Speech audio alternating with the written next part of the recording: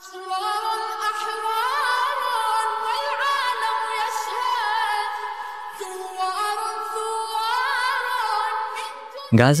Israeli হত্যা মামলায় নারী শিশু হত্যার প্রতিবাদে ফেনীতে বিক্ষোভ মিছিল ও প্রতিবাদ সমাবেশ করেছে ছাত্র জনতা।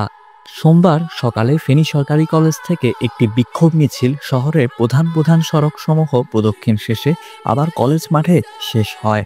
এই সময় ছাত্র জনতা প্রতিবাদ সমাবেশ করে।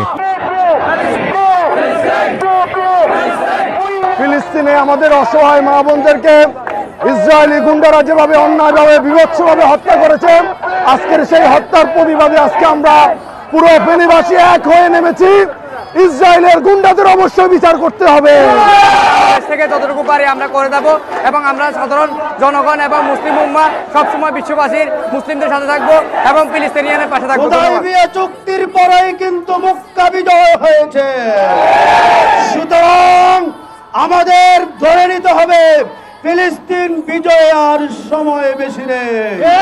এর আগে ফেনীর বিভিন্ন শিক্ষা প্রতিষ্ঠান থেকে খণ্ড খণ্ড বিক্ষোভ মিছিল করে সরকারি কলেজ মাঠে এসে সমবেত হয়। সমাবেশে বক্তারা ইসরায়েলি পণ্য বয়কট, গণহত্যার দায়ে বিচার করা ও সমস্ত মুসলিম উম্মাহকে একসাথ হয়ে ইসরায়েলের বিরুদ্ধে কঠোর প্রতিরোধ গড়ে তোলার আহ্বান জানায়।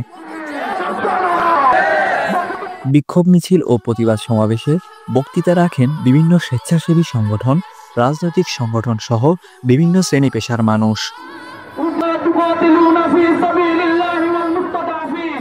নিউজ ডেস্ক, জনতার কণ্ঠ।